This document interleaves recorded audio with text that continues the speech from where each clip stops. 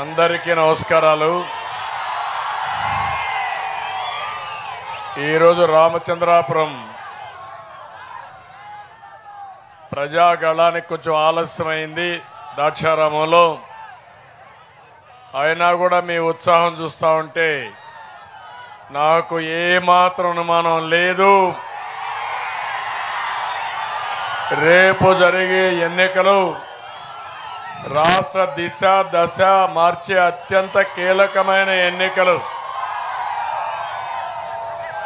ప్రజల్ని చైతన్యపరచడానికి నేను ప్రజాగళంతో ఇక్కడికి వచ్చాను. మీ ఉత్సాహం చూస్తున్నాను. ఇప్పుడే రావులపాలెంలో మీటింగ్ అయింది. నేరుగా అక్కడ రోడ్డు మీద వచ్చాను. మీ ఉత్సాహం చూసినప్పుడు కోనసీమ ప్రజలు పందెం కోళ్ళులా కాళ్ళు దువ్వుతున్నారు,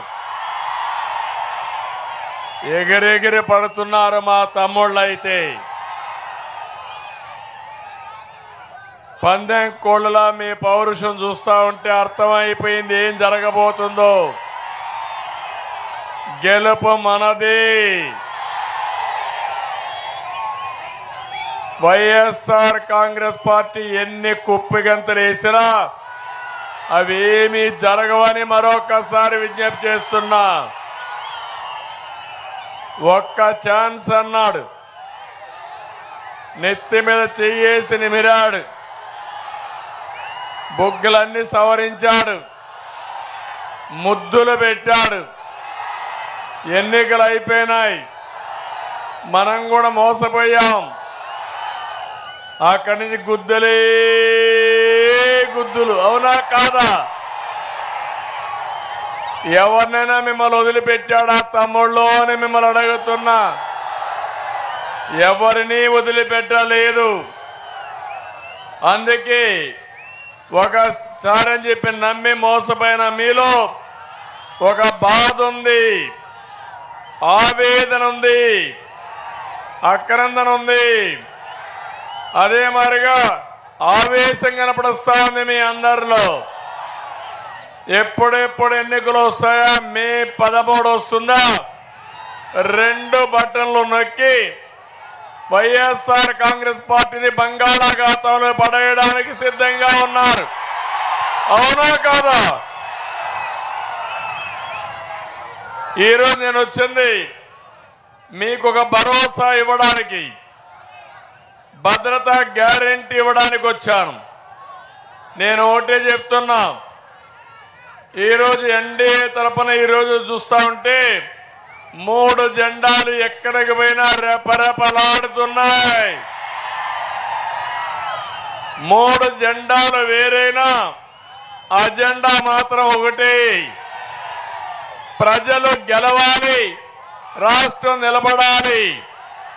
మా కలయిక మా కోసరం కాదు, మీకోసరం, ఈ రాష్ట్ర ప్రయోజనాల కోసమని మరొక్కసారి విజ్ఞప్తి చేస్తున్నా మీ అందరికీ. తమ్ముళ్ళు ఒక్క విషయం చెప్తున్నా. నిన్ననే మాట్లాడాడు జగన్మోహన్ రెడ్డి, నన్ను పశుపతి అన్నాడు. నేనేం ఆశ్చర్యపోలేదు, కానీ బచ్చాను చూస్తే నాకు నవ్వు వచ్చింది. చరిత్ర తెలియని బచ్చా ఈ జగన్మోహన్ రెడ్డి. పశుపతి అంటే ప్రపంచాన్ని కాపాడే పరమశివుడు. ఆ అవతారానికంటే మించిన అవతారం ఉందా తమ్ముళ్ళు అని మిమ్మల్ని అడుగుతున్నా. అవును, పడరాని అవమానాలు పడుతున్నా. శారీరకంగా మానసికంగా నా తమ్ముళ్ళైతే జైల్లో పెట్టినప్పుడు, కేసులు పెట్టినప్పుడు, ఆస్తులను లాగేసుకున్నప్పుడు పేదవాడు బాధపడతా ఉంటే ఎన్నో బాధపడ్డా, కానీ రాజీ పడను. 24 బుల్లెట్లకే భయపడిన వాడిని నేను భయపడతానా తమ్ముళ్ళు అని అడుగుతున్నా.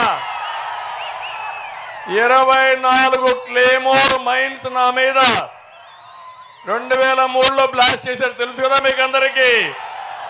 సాక్షాత్తు వెంకటేశ్వర స్వామి దిగొచ్చి నన్ను కాపాడాడు. అవునా కాదా? నాకు ఇంకా ఏదో ఉంది నీతో పని, ఈ రాష్ట్రాన్ని బాగు చేయాలి. ఇలాంటి దుర్మార్గుడు వస్తాడు, ప్రజల్ని హింసిస్తాడు, మళ్ళీ కాపాడే శక్తి నీకు ఇవ్వాలని, ప్రాణం ఇవ్వాలని వెంకటేశ్వర స్వామి ప్రాణభిక్ష పెట్టాడు. అయితే నేను ఒకటే మీ అందరికీ చెప్తున్నా, ఎక్కడా రాజీ పడను. తెలుగు జాతి కోసం పోరాడుతున్నా, ఆంధ్రప్రదేశ్ కోసం పోరాడుతున్నా. ఒకప్పుడు ఏం చేశానో నా బ్రాండ్ మీకు అందరికి అర్థమవుతుంది. అవునా కాదా? ఏం తమ్ముళ్ళు, నా బ్రాండ్ కింద జగన్మోహన్ రెడ్డి లెక్క అని మిమ్మల్ని అడుగుతున్నా. వీళ్ళ నాన్న ముఖ్యమంత్రి కాకమునిపే నేను ముఖ్యమంత్రి 9 ఏళ్ళు. పిల్ల కుంకుకింగా ఇవన్నీ అర్థం కావడంలా. నోరు కూడా బారేసుకుంటున్నాడు, కానీ నేను నోరు బారేసుకోవడంలా. ఏదేదో మాట్లాడుతున్నాడు. బాబాయిని చంపి గొడ్డలితో అనుకుంటున్నాడు, ఇప్పుడు అందరినీ చంపించి అనుకుంటున్నాడు. లేకపోతే కోడి కత్తి డ్రామా ఆడి ఎన్నికల్లో లాభం పొందాడు. ఈ విధంగా మళ్ళా చేయొచ్చు అనుకుంటున్నాడు. నేను ఒక విషయం మిమ్మల్ని అందరిని అడుగుతున్నా. ఈరోజు పెన్షనర్స్ విషయం మీరందరూ చూశారు. శవ రాజకీయాలు చేసే నీచమైన పార్టీ జగన్మోహన్ రెడ్డి పార్టీ. అవునా కాదా అని మిమ్మల్ని అడుగుతున్నా. ఎవరు పెట్టారు ఈరోజు రాష్ట్రంలో పెన్షన్లు? మొట్టమొదటిసారిగా నందమూరి తారక రామారావు గారు 35 రూపాయలు పెన్షన్ పెట్టాడు. అవునా కాదా తమ్ముళ్ళు అని మిమ్మల్ని అడుగుతున్నా. 2014 నేను వచ్చిన తర్వాత 200 పెన్షన్ని ఒకేసారి 1000 చేశా, 5 రెట్లు పెంచా. మళ్ళీ 1000ని 2000 చేశా. అంటే 5 సంవత్సరాల్లో 10 రెట్లు పెంచిన ఘనత తెలుగుదేశం పార్టీ. అవునా కాదా అని మిమ్మల్ని అడుగుతున్నా. అప్పట్లోనే 60 లక్షలకు ఇచ్చాం. నేను పింఛన్ ఇస్తే ఇప్పుడు ఒక 1000 రూపాయలు పెంచి దానికేదో వాలంటీర్లు పెట్టి, అంటే రాజకీయ దురుద్దేశాలతో చేసి ఇప్పుడు మనల్ని విమర్శిస్తున్నాడు. నేను అడుగుతున్నా, ఈ నెల పెన్షన్లు ఇవ్వాలా లేదా అని అడుగుతున్నా మిమ్మల్ని. సచివాలయంలో 1,25,000 మంది స్టాఫ్ ఉన్నారా లేదా? ఒక్కొక్క మనిషి 45 పింఛన్లు ఇస్తే 2 రోజుల్లో మొత్తం పింఛన్లు ఇవ్వచ్చు. అవునా కాదా? ఈరోజు ఎన్నో తారీఖు? 3వ తారీఖు అయిపోయిందా లేదా? ఇచ్చాడా పింఛన్లు? సచివాలయం డబ్బులున్నాయా? సచివాలయంలో బుద్ధి సిగ్గు ఇది లేకపోతే 28న ఒక జీవో ఇచ్చావు. ఈ నెల మేము 3వ తారీఖు పింఛన్లు ఇస్తారని చెప్పావు. అంటే ముందుగా ప్రణాళిక తయారు చేసుకున్నావు. అంటే వచ్చిన డబ్బులు 13,000 కోట్ల రూపాయలు కాంట్రాక్టులకు ఇచ్చుకొని, నీ మనుషులకు ఇచ్చుకొని లంచాలు మెక్కి ఈ పెన్షనర్స్ పేదవాళ్ళని, వృద్ధుల్ని బాధ పెట్టిన వ్యక్తి జగన్మోహన్ రెడ్డి. అవునా కాదా తమ్ముళ్ళు అని మిమ్మల్ని అడుగుతున్నా. ఈరోజు రమ్మన్నారు. ఎందుకు రమ్మన్నారు అడుగుతున్నా. 3 రోజులని చెప్తున్నా. మీరు పెన్షనర్స్ని సచివాలయానికి పిలవద్దండి, మీరే ఇంటికి వెళ్ళండి. 2 రోజుల్లో ఇవ్వచ్చు, మీరు అనుకుంటే 1 రోజుల్లో ఇవ్వచ్చు. నీకు ముఖ్యమంత్రిగా చేత కాకపోతే, దద్దము అయితే నువ్వు దిగిపో. 1 డేలో ఏ విధంగా ఇవ్వాలి నేను ఇచ్చి చూపిస్తా. నాకు అనుభవం ఉంది. 14 సంవత్సరాలు ముఖ్యమంత్రిని. నీ దగ్గర నేర్చుకోవాల్సిన అవసరం నాకు లేదు. చేసి చూపించిన వ్యక్తిని.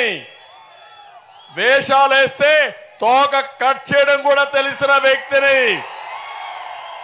నోరు పారేసుకుంటే నోరు ముయించే శక్తి ఉండే వ్యక్తిని చెప్పి మరొకసారి మీ అందరికీ విజ్ఞప్తి చేస్తున్నా.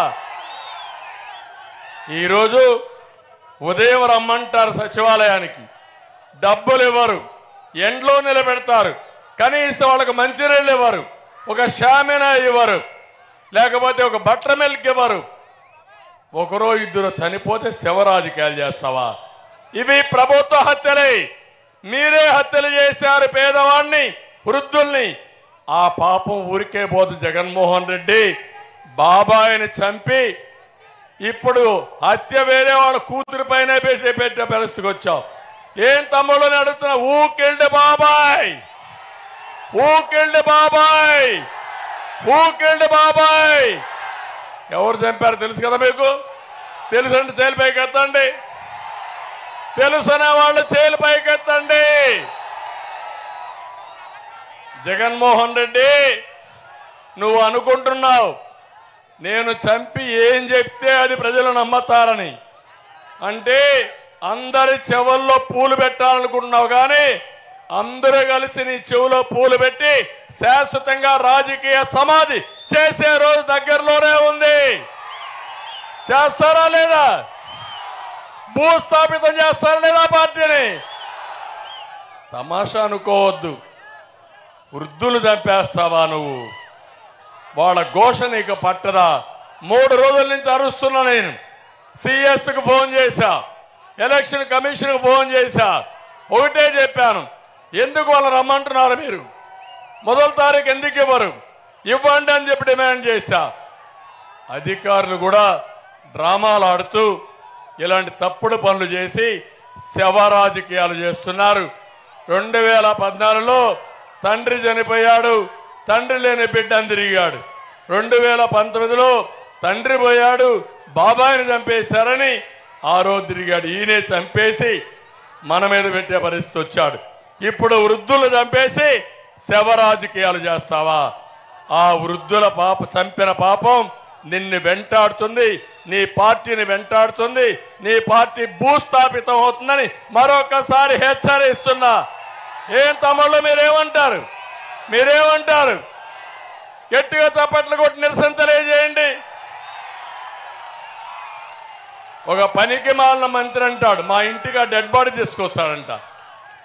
డెడ్ బాడీ తీసుకొచ్చి తెలుసు నాకు కూడా, నిన్ను తగలబెట్టడం.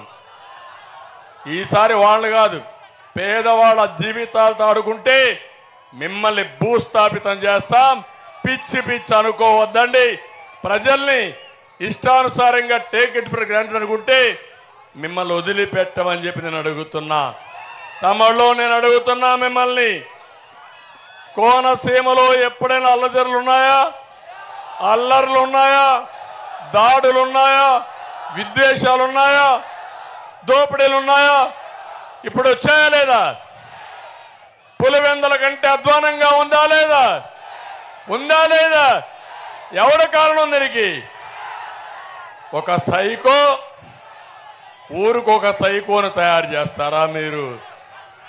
నేను ఎప్పుడు చూశాను, కోనసీమ, గోదావరి జిల్లాలు ఎంత మంచి జిల్లాలంటే పౌరుషంగా పరుషంగా మాట్లాడే తెలియని జిల్లాలు మీరు. మంచినీళ్ళు అడిగితే కొబ్బరి నీళ్ళు ఇచ్చే మనస్తత్వం మీద అవునా కాదా అని మిమ్మల్ని అడుగుతున్నా. ఒకప్పుడు సమైక్య ఆంధ్రప్రదేశ్లో రాష్ట్రం మొత్తం 5 డిస్ట్రిబ్యూషన్ కంపెనీస్ ఉంటే ఇది విశాఖపట్నంలో ఉండేది. ఈ డిస్ట్రిబ్యూషన్ కంపెనీ ఒక్కరు కూడా తప్పుడు కరెంటు వాడడం కానీ, బిల్లు కట్టకుండా పోవడం కానీ, ఫ్రాడ్ చేయడం తెలియని మనుషులు ఈ యొక్క ఉత్తరాంధ్ర, గోదావరి జిల్లాలు. అంత మంచి జిల్లాల్ని ఈరోజు మీరు తగలబెట్టే పరిస్థితికి వచ్చారు. నేను ఒకటే అడుగుతున్నా, ఈ ముఖ్యమంత్రిని మీరు అందరూ ఆలోచించండి. తమ్ముళ్ళు మద్యపాన నిషేధం అన్నాడా లేదా? అన్నాడా లేదా? మద్యపాన నిషేధం చేశాడా నేను అడుగుతున్నా. ఇంకొక మాట చెప్పాడా లేదా? మద్యపాన నిషేధం చేయకపోతే ఓటు అడగనని చెప్పాడా లేదా? ఎందుకు అడుగుతున్నా ఓటు? ఓటు అడగనని చెప్పావు. ఇప్పుడు ఓటు అడిగే హక్కు నీకుందా అని నేను అడుగుతున్నా మిమ్మల్ని అందరినీ. నేను అడుగుతున్నా, ఏం తమ్ముళ్ళు, మద్యం మా మందుబాబులు కూడా ఉంటారు కొంతమంది ఇక్కడ.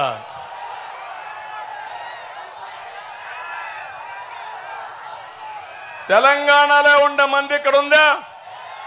చెన్నైలో ఉండే మంది ఇక్కడ ఉందా? అన్ని జగన్మోహన్ రెడ్డి బ్రాండే కదా, జే బ్రాండ్లే కదా. అంటే ఆయనే మ్యానుఫ్యాక్చరింగ్, ఆయనే డిస్ట్రిబ్యూషన్, ఆయనే అమ్మకం, డబ్బులు కూడా ఆయనకే. ఏం మనం బానిసలమా తాగడానికి? ఇక్కడ నేను అడుగుతున్న 60 రూపాయలు క్వార్టర్ బాటిల్ ఎంత తమ్ముళ్ళు? ఇప్పుడు 200 రూపాయలు కదా. ఆ క్వార్టర్ బాటిల్ మా తమ్ముడు తీసుకొచ్చాడు.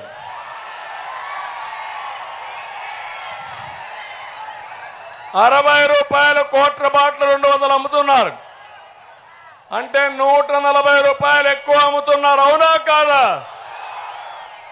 అది కూడా తాగితే గోయిందా గోయిందా. ఆరోగ్యం పోతా ఉందా లేదా? కొంతమంది చనిపోతున్నారా లేదా?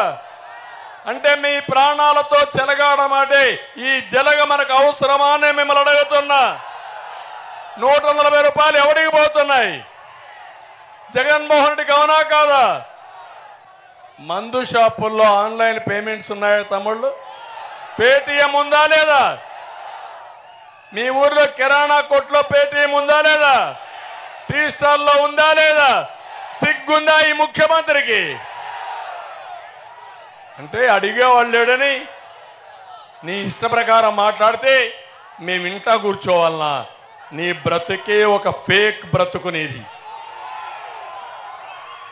నీచ రాజకీయాలు నీవి. ఆ నీచ రాజకీయాలకు నేను ఒకటే అడుగుతున్నా, అందరిలో అసంతృప్తి ఉందా లేదా అని మిమ్మల్ని అడుగుతున్నా. ఉందా లేదా? అన్ని వర్గాలు నష్టపోయారా లేదా? రైతులు నష్టపోయారా లేదా? రైతు కూలీలు నష్టపోయారా లేదా? చిరు వ్యాపారస్తులు నష్టపోయారా లేదా? తమ్ముళ్ళు, ఇసుక దొరుకుతా ఉందా మీకు? దొరుకుతా ఉందా?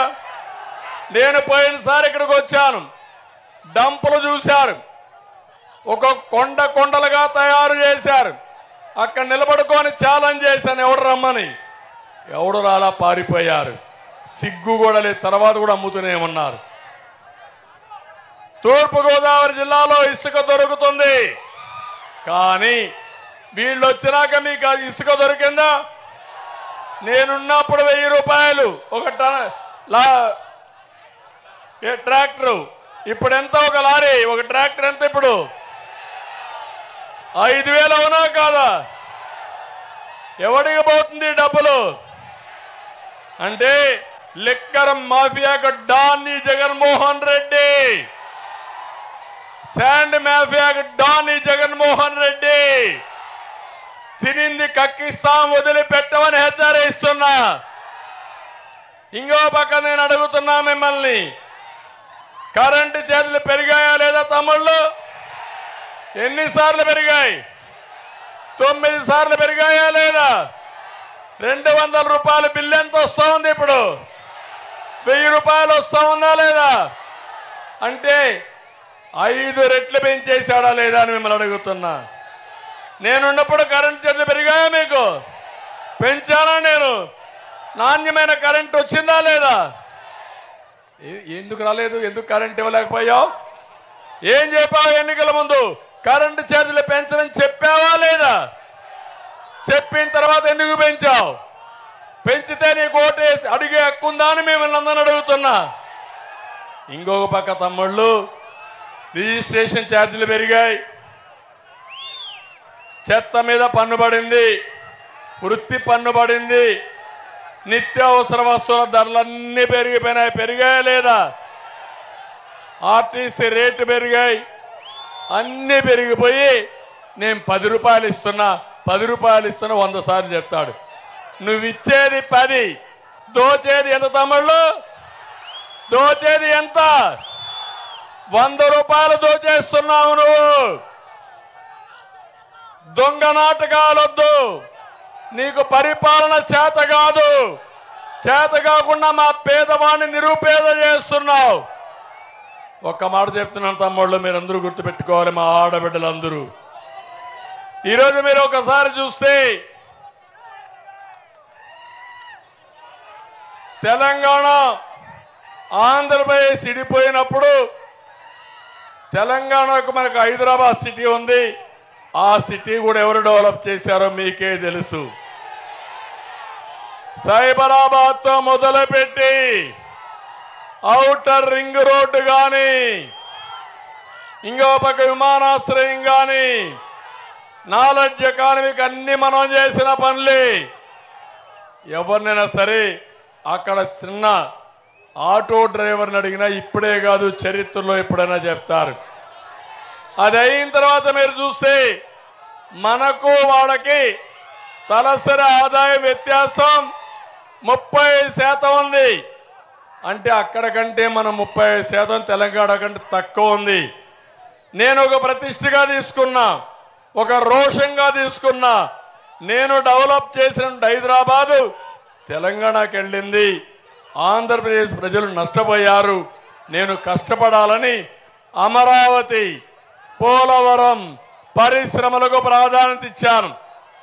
ఒక 5 ఏళ్లలో కియా మోటార్స్ తీసుకొచ్చి ప్రపంచమంతా కార్లు పరిగెత్తే పరిస్థితి వచ్చిందంటే, కరువు జిల్లా అనంతపూర్లో కార్ల పరిశ్రమ వచ్చిందంటే అది మన బ్రాండ్ అని చెప్పి నేను మీకు అందరికీ తెలియజేస్తున్నా. అదైన తర్వాత మీరు ఒకసారి చూస్తే మనం ఓడిపోయాం. ఓడిపోతే నేను ఆ రోజు 5 ఏళ్లు కష్టపడి 35% వ్యత్యాసాన్ని 27% తగ్గించారు. మనం ఓడిపోయి 19 నుంచి 24 వరకు 45% పెరిగిపోయింది వ్యత్యాసం. అంటే ఒకప్పుడు 35 నా సమర్థత వల్ల 27%, ఇప్పుడు అసమర్థ ముఖ్యమంత్రి వల్ల 40%. ఇతనే ఉంటే మనకు వాళ్లకు 100% పెరిగిపోతుంది. ఇది నీ అభివృద్ధి అని నేను అడుగుతున్నా. నువ్వు చేసింది ఇదే కదా అని నేను అడుగుతున్నా. నేను ఒకటే అడుగుతున్నా మిమ్మల్ని అందరినీ. సమిక్షేమం సమిక్షేమం అంటాడు. నీ సమిక్షేమం కాదు, సంక్షోభం. నేను ముఖ్యమంత్రిగా ఉన్నప్పుడు 100 కార్యక్రమాలు ఇచ్చానా లేదా తమ్ముళ్ళు అని మిమ్మల్ని అడుగుతున్నా. ఇప్పుడు నేను అన్నా క్యాంటీన్ ఉందా ఈరోజు? తమిళనాడులో ఉందా లేదా?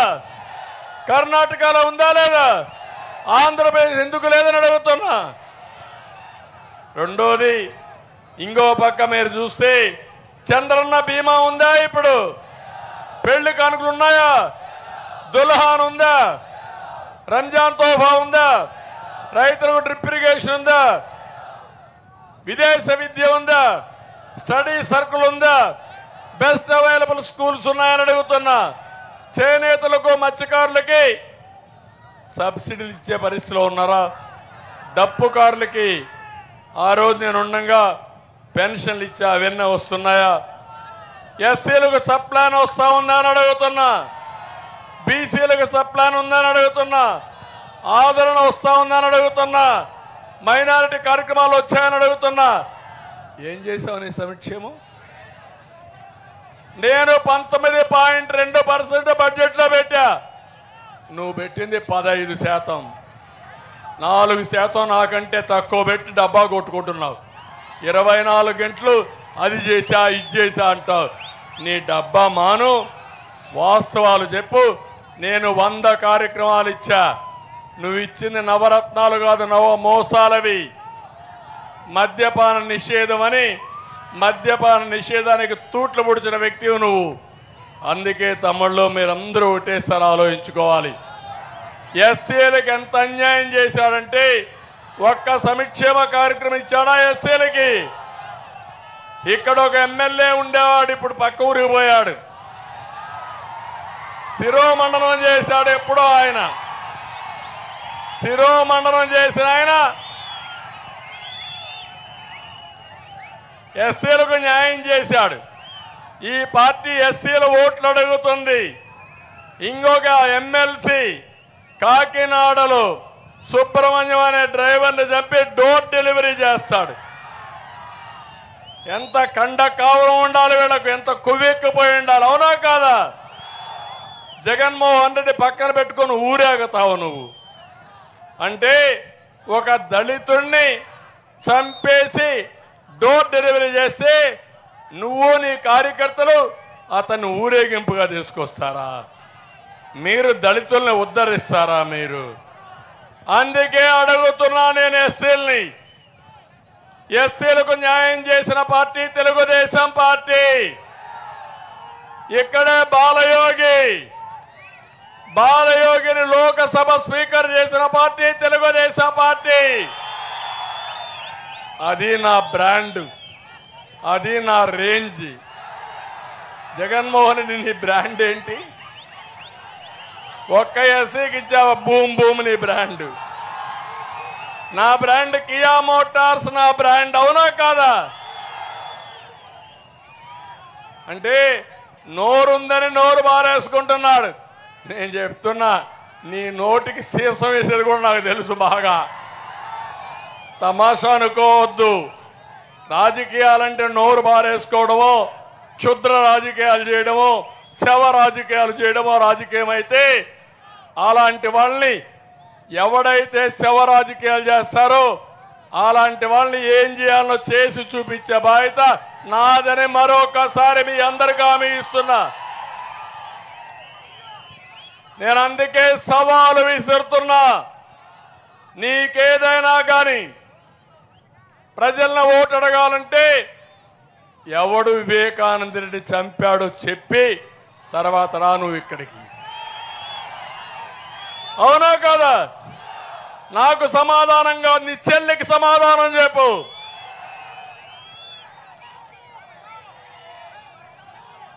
అంటే నువ్వు మమ్మల్ని అందరినీ గొడ్డలతో చంపేస్తానంటే మేము భయపడిపోవాలా? అవసరమైతే ఒక పని చేయి, ఫ్యాన్ అంతా అరిగిపోయింది, తిరగడం మానేసింది, ప్రజలు సిద్ధంగా ముక్కలు ముక్కలుగా గుండేసి డస్ట్బిన్లో మారడానికి సిద్ధంగా ఉన్నారా లేదా మీరు? కాబట్టి ఇప్పుడు గొడ్డలు గుర్తుపెట్టుకో. నీ ఎన్నికల గుర్తు గొడ్డలు గుర్తుపెట్టుకొని రా మా దగ్గరికి. నీకు అదొకటే మిగిలింది. ఎందుకంటే బెదిరిస్తావా నువ్వు? ఇదేం పులివెందల రాజకీయం అనుకుంటున్నావా? ఈస్ట్ గోదావరి జిల్లా కోనసీమ రామచంద్రాపురం కబద్దార్, జాగ్రత్తగా ఉండు. ఏం తమిళలో మీకు రోషం ఉందా లేదా? గొడ్డల రాజకీయాలు మీరు సహిస్తారా అని మిమ్మల్ని అడుగుతున్నా. విధ్వంసక రాజకీయాలు మీరు సహిస్తారని మిమ్మల్ని అడుగుతున్నా. మిమ్మల్ని నాశనం చేస్తా ఉంటే భయపడి ఇంట్లో పడుకుంటారా అని మిమ్మల్ని అడుగుతున్నా. నేను అడుగుతున్నా మా తమ్ముళ్ళు మీకు ఒక ఉద్యోగం ఇచ్చాడా? డిఎస్సి పెట్టాడా? జాబ్ క్యాలెండర్ ఇచ్చాడా? నేను పెట్టా డిఎస్సి. 14 సంవత్సరాల్లో 8 సార్లు డిఎస్సీలు పెట్టా. ఎన్టీ రామారావు గారు 3 సార్లు పెట్టా. మొత్తం 11 సార్లు పెట్టాం. ఇప్పుడుండే టీచర్లో 70% తెలుగుదేశం పార్టీ పీరియడ్లో అపాయింట్ చేసిన వాళ్ళే. అది నా బ్రాండ్. నీ బ్రాండ్ 5 ఏళ్ళు ఒక డిఎస్సి పెట్టావా? మళ్ళీ హామీ ఇస్తున్నా, యువతకి నేను వస్తానే మెగా డిఎస్సి పెడతాం, ఉద్యోగాలు ఇస్తాం.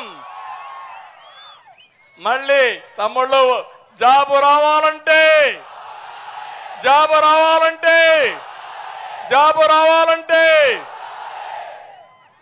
గంజాయి రావాలంటే నువ్వు చేసింది అంటే జే బ్రాండ్ లిక్కరు, ఎక్కడ చూసినా గంజాయి, ఇంకో పక్క ఎక్కడ చూసినా డ్రగ్స్. అవునా కాదా? మొన్నే విశాఖపట్నానికి 25,000 కేజీలు డ్రగ్స్ వచ్చాయి. అది వస్తే మనం ఏమైపోతాం నాకైతే అర్థం కావడం. అంటే తెలుగు జాతిని నాశనం చేయడానికి జగన్మోహన్ రెడ్డి కంకణం కట్టుకున్నాడు. రక్షించడానికి నేను శివుడు మారిగా కంకణం కట్టుకున్నా. అవునా కాదా? అందుకే చెప్తున్నా, మీరెవ్వరూ భయపడక్కర్లేదు. హైదరాబాద్ నగరాన్ని అభివృద్ధి చేసి ప్రపంచం పట్టణంలో పెట్టింది నేనే. మన యువతకి ఐటీ నేర్పించి ప్రపంచం అంతా పంపించి ఈరోజు ప్రపంచంలోని ఎక్కువ తలసరి ఆదాయం సంపాదించే శక్తించింది నేనే, తెలుగుదేశం పార్టీని. ఇప్పుడు అందుకే మళ్ళీ హామీ ఇస్తున్నా, నేను సంపద సృష్టించడం తెలిసిన పార్టీ తెలుగుదేశం పార్టీ. అవునా కాదా? మీరు ఒక్క విషయం గుర్తుపెట్టుకోవాలి. వ్యవసాయం సక్రమంగా చేస్తే సంపద వస్తుంది, ప్రజలకు తిండి వస్తుంది. నీళ్లు సరిగా ఇవ్వకపోతే పంట రాదు, పంట రాకపోతే సంపద రాదు. రెండోది, దానికి కావలసిన ఎరువులు కానీ క్రిమి సంహారక మందులు కానీ అవన్నీ సక్రమంగా ఇస్తే ఎక్కువ ఉత్పత్తి వస్తుంది. ఎక్కువ ఉత్పత్తి వస్తే ఆదాయం పెరుగుతుంది. అదే సమయంలో పండించిన పంట సకాలంలో కొంటే రైతుకు అందుబాటులో ఉంటుంది. కనీసం ధాన్యం కొనడానికి గోని సంచులు ఇవ్వలేని అసమర్థుడివి గోని సంచులు. ఆ గోని సంచులు కూడా బొక్కలు పోయి సగం ధాన్యం దారిలోనే పోతే సంపద వస్తుందా తమ్ముళ్ళు అని మిమ్మల్ని అడుగుతున్నా. ఒక రోడ్డు వేస్తే సంపద వస్తుంది, ఒక ఇండస్ట్రీ వస్తే సంపద పెరుగుతుంది, ఉద్యోగాలు వస్తాయి. అవునా కాదా? అదే మరి నీ వాటాల కోసం పారిశ్రామికవేత్తలు బెదిరించి తరిమే సంపద వస్తుందా? వస్తుందా నేను అడుగుతున్నా.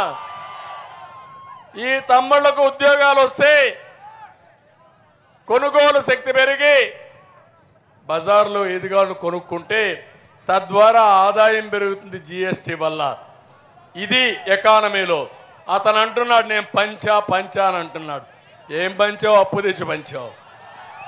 అప్పు తెచ్చి పంచితే పంచే ఉండదు, తర్వాత చూడబోతే ఏం కనపడదు. ఏం తమ్ముళ్ళు మిమ్మల్ని అడుగుతున్నా, అప్పు పంచితే ఎవరు కట్టాలా వడ్డీ? మీరే కదా, అప్పు మీరే కదా. అంటే 13 లక్షల కోట్ల రూపాయలు అప్పు చేశాడు. రేపేమవుతారు మీరు? మీరు ఒక ట్యాంకులో నీళ్లుంటే కొళ్ళాయి తిప్పితే నీళ్లు వస్తాయి, ట్యాంకులో నీళ్లు లేకపోతే వస్తాయా? బిగినింగ్లో బురద నీళ్ళు వస్తాయి, తర్వాత అసలు నీళ్ళు రావడం మానేస్తుంది. కనీసం అది కడుక్కోవడానికి నీళ్లు ఉండవు. నేను అదే ఉంటున్నా, నీ పరిపాలన ఎట్లుందంటే అసలు కడుక్కోవడానికి కూడా నీళ్ళు లేవు కొన్ని ప్రాంతాల్లో. మీకు వాస్తవం చెప్తున్న, కర్నూలులో నీళ్లు లేక తాగడానికి పెళ్లిళ్ళు వాయిదా వేసుకున్నారు. వారానికి ఒకరోజు స్నానం చేస్తున్నారు. మీరు నమ్మతారా అని అడుగుతున్నా మిమ్మల్ని. అలాంటి చెత్త పరిపాలన ఇచ్చిన ముఖ్యమంత్రి ఈ జగన్మోహన్ రెడ్డి. నేను అందుకే మీ అందరికి హామీ ఇవ్వడానికి వచ్చాను. విమర్శే కాదు, మీలో ఒక ధైర్యం, ఒక హామీ ఇవ్వడానికి వచ్చాను. సంపద సృష్టించడం తెలిసిన పార్టీ తెలుగుదేశం పార్టీ. మళ్ళీ చెప్తున్నా, సంపద సృష్టిస్తా, ఆదాయం పెంచుతా, పెంచిన ఆదాయం ఈ పేదవాళ్ళకు పంచుతానని చెప్పి నేను మీకు తెలియజేస్తున్నా. మాట్లాడితే నేను బటన్ నొక్కా, నువ్వు ఎప్పుడన్నా నొక్కావా అంటాడు.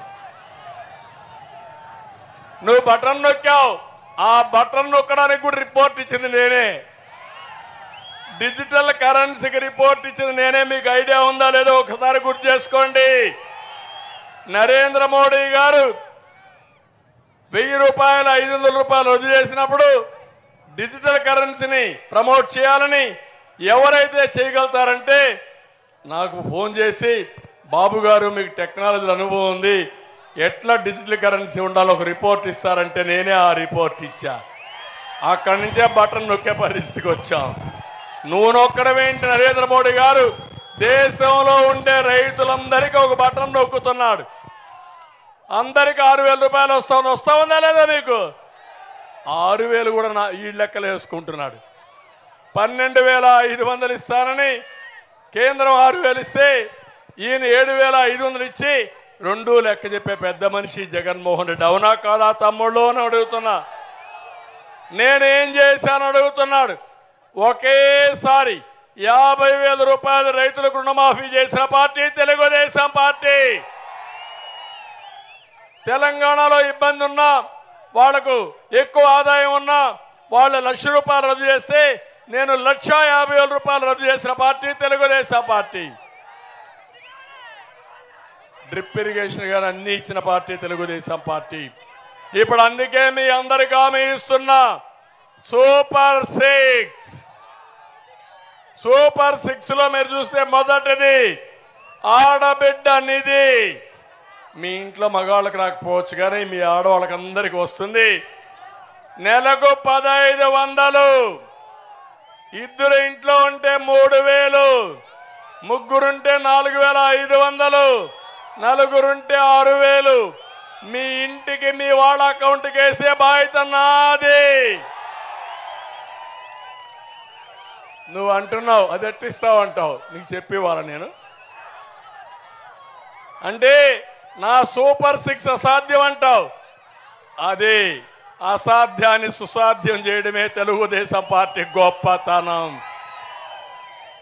హైటెక్ సిటీ కడితే అది ఎందుకన్నారు, అప్పుడే చెప్పా. అది ఎందుకంటే అదే భవిష్యత్తు, అదే కూడుబెట్టేదని చెప్పా. నేను కియా మోటార్ అంటే ఆంధ్రాకు వస్తున్నా అన్నారు. గుజరాత్ కంప్లీట్ చేశారు, తమిళనాడు కంప్లీట్ చేశారు, మహారాష్ట్ర అడిగారు. కానీ అందరికంటే వారితో ఒక నమ్మకాన్ని కల్పించి కరువు జిల్లాలో కియా మోటార్ తీసుకొచ్చి ఈరోజు ప్రపంచం అంతా 12 లక్షల కార్లు పరిగెత్తున్నాయంటే అది తెలుగుదేశం పార్టీ సత్తా. అందుకే రెండో ప్రోగ్రాం కింద తల్లికి వందనం, ఎంతమంది పిల్లలుంటే అంతమందికి ఇస్తా. ఒకరికి 15,000, ఇద్దరికి 3,000, ముగ్గురైతే 4,500, నలుగురైతే ఒకరైతే 15,000, ఇద్దరికి 30,000, ముగ్గురికి 45,000, నలుగురికి 60,000 ఇచ్చే బాధ్యత నాది. జనాభా తగ్గిపోతా ఉంది, పిల్లలే మన ఆస్తి. జనాభా పెరగాలి, తల్లులు వాళ్ళని బాగా చదివించాలి. అందుకే తల్లికి వందనం తీసుకొస్తున్నాం. ఇదే కాదు, ధరలు పెరిగాయి. నేనే వంట గ్యాస్ ఇచ్చాను, ఈరోజు మళ్ళీ హామీ ఇస్తున్నా. 3 వంట గ్యాస్ సిలిండర్లు ఉచితంగా అందరికీ ఇస్తాం. ఉచిత ప్రయాణ సౌకర్యం ఏర్పాటు చేస్తాం.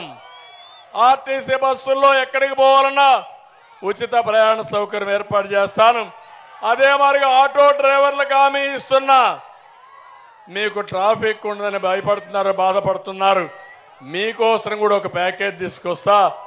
ఆటో డ్రైవర్లకు కూడా ఒక డిక్లరేషన్ ఇస్తానని ఆటో డ్రైవర్లకు అందరికీ నేను హామీ ఇస్తున్నా. తొందరలోనే తీసుకొస్తా. సమాజంలో ఏ వర్గానికి అన్యాయం జరగకుండా అందరికీ న్యాయం చేసే బాధ్యత మా కూటమిది. ఈరోజు మీరు చూస్తే నేను కానీ పవన్ కళ్యాణ్ గారు కానీ ఈ రాష్ట్ర ప్రయోజనాల కోసం కలిశాం, జట్టుగా ముందుకు పోతున్నాం. కేంద్రంలో ఉండే బీజేపీ కూడా మేము అందరం కలిశాం. అంటే మన రాష్ట్రం బాగుపడాలంటే కేంద్ర సహకారం కావాలి. అందుకే నరేంద్ర మోడీ గారు చెప్పారు, డబుల్ ఇంజన్ సర్కార్. కేంద్రం రాష్ట్రం రెండు ఉంటే అక్కడి నుంచి సూపర్ ఎక్స్ప్రెస్ స్పీడ్లో, జెట్ స్పీడ్లో రాష్ట్రాన్ని ముందుకు తీసుకుపోతామని మీ అందరికీ తెలియజేస్తున్నా. మా కలయిక మా కోసరం కాదు, మీకోసం, ఈ రాష్ట్రం కోసం, రాష్ట్ర ప్రగతి కోసం, తెలుగు జాతిని ముందుకు నడిపించడం కోసం మేము కలిసాం. అందుకే అంటున్నా, ఇప్పుడు కూడా మాట్లాడుతున్నాడు, ఎప్పుడైతే ముగ్గురం కలిసామో భయపడిపోయాడు. పాపం రోజుకి మమ్మల్నే తలుచుకుంటున్నాడు. తమ్ముళ్ళు మీరు మాత్రం ఒకటే గుర్తుపెట్టుకోండి, ఎక్కడ ఏ పార్టీ అభ్యర్థి ఉన్నా మన అభ్యర్థిగానే భావించండి. తెలుగుదేశం పార్టీ అభ్యర్థిని జనసేన కార్యకర్తలు, జనసేన నాయకులు మీ అభ్యర్థిగా భావించండి. జనసేన అభ్యర్థిని తెలుగుదేశం నాయకులు తెలుగుదేశం పార్టీ అభ్యర్థిగా గుర్తించండి, పనిచేయండి. బీజేపీ అభ్యర్థుల్ని రెండు పార్టీలు కూడా మన పార్టీ అభ్యర్థిగానే భావించి పనిచేయండి. కేంద్రంలో ప్రభుత్వం ఉంటుంది, రాష్ట్రంలో ప్రభుత్వం ఉంటుంది, మీకేం కావాలన్నా చేసే బాధ్యత మాదని మరొకసారి మీ అందరికీ హామీ ఇస్తున్నా. నాలుగోది, అన్నదాత, రైతే రాజు కావాలి. నేను కూడా ఒక రైతు బిడ్డని ఇప్పుడు హామీ ఇస్తున్నా. తప్పకుండా రైతుకు న్యాయం జరిగే వరకు, మీ జీవితాల్లో వెలుగు వచ్చే వరకు ఎక్కడికక్కడ ధాన్యం కొనుగోలు దగ్గర నుంచి అవసరమైతే పాత పద్ధతి పెట్టాం, బీమా ఉంది, అన్ని కూడా తీసుకొస్తా, ఇంకా ఎక్కువగా తీసుకొస్తా. మీకు న్యాయం చేసే బాధ్యత మేము తీసుకుంటామని మరొక్కసారి మీ అందరికీ హామీ ఇస్తున్నా. యువత తమలో ఒకటే గుర్తుపెట్టుకోండి, మీకే కాదు, ఇప్పుడు ఎలిమెంటరీ స్కూల్ పోయే పిల్లలకు కూడా చెప్తున్నా, పుట్టబోయే పిల్లల కోసం నేను పనిచేస్తున్నా. మీ అందరికీ ఒకటే హామీ ఇస్తున్నా, మీ భవిష్యత్తుకి భరోసా ఇచ్చే బాధ్యత మాది. అందుకని 20 లక్షల ఉద్యోగాలు క్రియేట్ చేస్తా, డిఎస్సి పెడతా, గవర్నమెంట్లో ఉద్యోగాలు ఇస్తాం. ఇదే కాదు, సంవత్సరం 4 లక్షల ఉద్యోగాలు కల్పించే బాధ్యత మాది. పరిశ్రమలు ఆటోమేటిక్గా వస్తాయి, ఇంకా తీసుకొస్తా. ఇంకొక పక్క వర్క్ ఫ్రమ్ హోమ్, మీ ఇంట్లో కూర్చొని ప్రపంచంలో ఉండే కంపెనీలకు మనం పనిచేసే విధంగా, ద్రాక్షారామంలో ఇంట్లో కూర్చొని మీరు పనిచేసే విధంగా కార్యక్రమాన్ని తీసుకొస్తాం. అవసరమైతే వర్క్ స్టేషన్ ద్రాక్షారామంలో పెడతా. ఇంట్లో కన్వీనియన్స్ లేకపోతే అక్కడికి వచ్చి పని చేసుకోండి. అన్ని కంపెనీల్ని ఎక్కడెక్కడ నెట్వర్క్ చేస్తాను. నా పేరు చెప్పంగానే కంపెనీలు కూడా నమ్మకం వస్తుంది. తీసుకొస్తా, పిల్లల రుణం తీర్చుకుంటా, మీకు స్కిల్ డెవలప్మెంట్ చేస్తా, అన్ని విధాలు ఆదుకుంటామని కూడా మీకు తెలియజేస్తున్నా. ఇంకో పక్క 3000 రూపాయలు నిరుద్యోగ ప్రతిస్తా. తల్లి తండ్రి పైన ఆధారపడవలసిన అవసరం లేదు. ఒక అన్నగా, మీ కుటుంబ పెద్దగా యువతను ఆదుకునే బాధ్యత, అన్ని విధాల దారి చూపించే బాధ్యత మాదని మరొక్కసారి యువతకు పిలిపిస్తున్నా. అయితే మీరు కూడా 40 రోజులు కష్టపడండి, మోసాలను ఎండగట్టండి, సైకిల్ ఎక్కండి, 3 జెండాలు కట్టుకోండి, గ్లాస్ చేతిలో పట్టుకోండి, ఎక్కడన్నా దాహం వేస్తే నీళ్లు తాగడానికి. కమలం పువ్వు కూడా సెంటర్లో పెట్టుకోండి కారుకి. ముగ్గురు కలిసి వెళ్తా ఉంటే ప్రజల్లో ఒక నమ్మకం కల్పించండి. ఆ తర్వాత మీకేం చేయాలనో, మీ రుణం ఎడ తీర్చుకోవాలనో మా బాధ్యతని మీ అందరికీ హామీ ఇస్తున్నా. ఇది కాకుండా పేదరిక నిర్మూలన కోసం పనిచేస్తున్నాం. ఇది సాధ్యం. ఎట్లా చేయాలని ఒకటి చెప్తున్నా, జగన్ 10 రూపాయలు ఇచ్చి 100 రూపాయలు దోచేసి మీ ఆదాయాన్ని తగ్గించి మీ జీవన ప్రమాణం నాశనం చేస్తాడు. నేను అది కాదు, 15 రూపాయలు ఇచ్చి 15,000 చూపించే మార్గం నేర్పిస్తా. 15,000 నుంచి 15 లక్షలు చేసే మార్గం చూపిస్తా. ఇది అసాధ్యం కాదు, సాధ్యం. తప్పకుండా చేసి పేదవాళ్ళకు అండగా ఉంటా, పేదరిక నిర్మూలన చేస్తా. నా జీవితంలో ఒకటే ఆశయం, పేదరికం లేని సమాజం చూడాలని చేస్తానని మీకు హామీ ఇస్తున్నా. ఇంకో పక్క పన్నుల బాధ ఉండదు, కరెంటు ఛార్జీలు పెంచాం, ప్రాణాలు తీసే మద్యం ఉండదు, జేబు దోపిడీ ఉండదు, నిత్యావసర వస్తువుల ధరలు నియంత్రణ చేస్తాం, పెట్రోల్ బాధలు అసలు ఉండదు. ఇక్కడ ఒక ఎమ్మెల్యే ఉండేవాడు, ఇక్కడ నుంచి వేరే ప్రాంతానికి ట్రాన్స్ఫర్ అయిపోయాడు ఆ మంత్రి. ఇప్పుడు ఆయన పేరు చెల్లుబోయన గాని చెల్లని కాసు. ఆయన దోపిడీతో నియోజకవర్గాన్ని గుల్లా చేశాడు. ఇంకో పక్క వైవి సుబ్బారెడ్డి కాళ్ళు మొక్కాడు, మా సుభాష పనిచేయడు. అవునా కాదా? మీకు నమ్మకం ఉందా లేదా? ఉద్యోగం కోసం వెనుకబడిన వర్గాల ఆత్మ గౌరవాన్ని సుబ్బారెడ్డి కాళ్లకు తాకట్టు పెట్టే పరిస్థితి వస్తే ఇది న్యాయమా తమ్ముళ్ళని మిమ్మల్ని అడగతున్నా. సంఘం కూడా వేరేసిందా లేదా ఈ పెద్ద మనిషిని? ఇంత నీచమైన రాజకీయాలు బతకాలని అడుగుతున్నా నేను. అందుకే నేను ఒకటే మీకు చెప్తున్నా, వీళ్ళు మొత్తం నియోజకవర్గంలో ఎక్కడికక్కడ అవినీతి చేసి ఊడ్చేశారు. ఇప్పుడు ఒకప్పుడు పెద్ద మనిషి అనుకున్న పిల్లి సుభాష్ చంద్రబోస్ కూడా అది నిజంగానే పులి అనుకున్నాం, కానీ ఇప్పుడు పిల్లి అయిపోయాడు. కొడుకు సీటు కోసం రాజీ పడిపోయాడు. అవునా కాదా? అలాంటి వాడు కావాలన్నా సుభాష్ కావాలన్నా? మీకు సుభాష్ కావాలన్నా? లేవంటే సుభాష్ గట్టిగా చెప్పండి, సుభాష్ కావాలా లేదా? అందుకే ఇక్కడ వస్తే కొన్ని పనులు కూడా ఉన్నాయి. కోటిపల్లి, కుమ్మర సావరం, కోళ్ల గ్రామాల్లో గోదావరి కరకట్లు రిపేర్ చేయాలి, చేపిస్తాం. రామచంద్రాపురం, గంగవరం మండలాల్లో సరైన డ్రైనేజ్ వ్యవస్థ లేదు, బాగు చేస్తాం. ఇక రోడ్లు అయితే బ్రహ్మాండంగా ఉన్నాయి, అద్దం మారిగా ఉన్నాయి. రోడ్లు ఉన్నాయా లేదా? ఉన్నాయి, అద్దం మారిగా ఉన్నాయి. ఏమి తుడవాల్సిన పని కూడా, మనం నిలబడుకుంటే తలదూకోవచ్చు, రెడీ కావచ్చు మన రోడ్లు చూసుకొని. అంతేనా తమ్ముళ్ళు? సిగ్గుందా ఈ ముఖ్యమంత్రికి? మీరు ఆ రోడ్లో తిరుగుతున్నారు, ఆ ముఖ్యమంత్రిని హెలికాప్టర్ వదిలి ఇప్పుడు నేషనల్ హైవేలో తిరుగుతున్నాడు. కానీ జిల్లా రోడ్లకి, నీ రోడ్లకి రా, అప్పుడు తెలుస్తుంది నీకు కథ అని చెప్పుకోవడానికి మీకు తెలియజేస్తున్నా. అందుకే రోడ్లన్నీ బాగు చేస్తా. నేను వస్తానే రోడ్లకు మహర్దశ వస్తుంది, మీ పెట్రోల్ ఆదా అవుతుంది, మీకు నడువు నొప్పులు రావు, మీ రిపేర్లు కూడా బైకులకు ఉండవు. ఇంకో పక్క కాలువల ఆధునీకరణ లేకపోవడంతో పంటలు సరిగా పండడం లేదు, ఇవి కూడా పూర్తి చేస్తాం. టిడ్కో ఇండ్లకి రంగులేసుకున్నాడు పెద్ద మనిషి, తిరిగి మీకు ఇవ్వాల.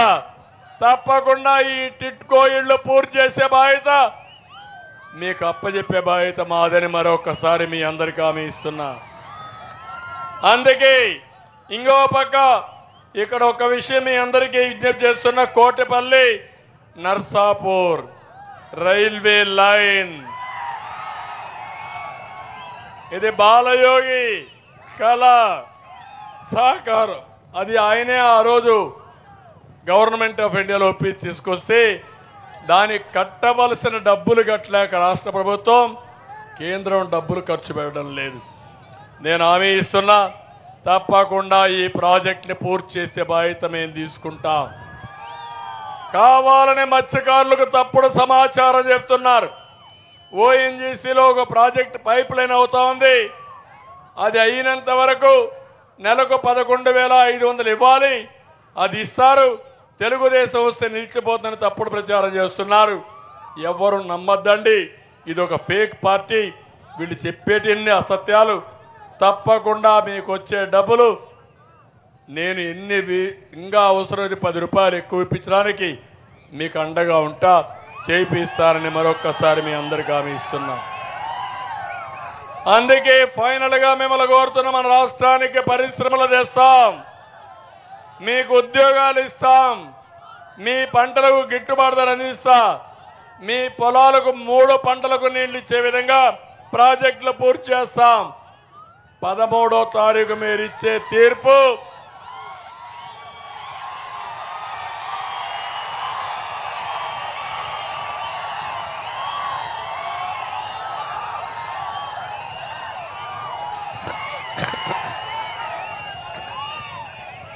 కాబట్టి మా తమ్ముళ్ళు చాలా తెలివిగా ఉంటారు.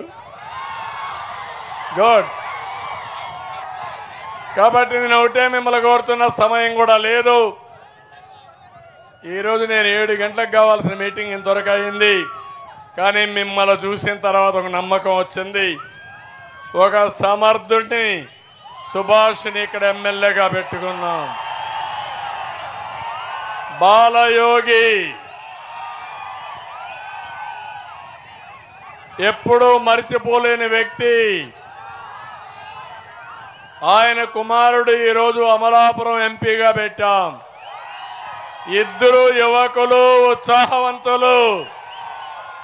అటు ఢిల్లీ, ఇటు అసెంబ్లీ, ఈ రెండు కూడా మీకు సమర్థవంతంగా అనుసంధానం చేసి మీకు ఏ పనులు కావాలన్నా చేసే బాధ్యత మాది. అదే సమయంలో మీరందరూ కూడా సైకిల్ గుర్తుకే ఓటేస్తామని, 2 బటన్లు నొక్కుతామని, ఇద్దరిని గెలిపిస్తామని గట్టిగా చప్పట్లు కొట్టి హర్షాన్ని ఆమోదం తెలియజేయండి. టైం అయింది, 10 అయింది. మనం క్రమశిక్షణ కలిగిన నాయకులం. థ్యాంక్ యూ అని అంటాం.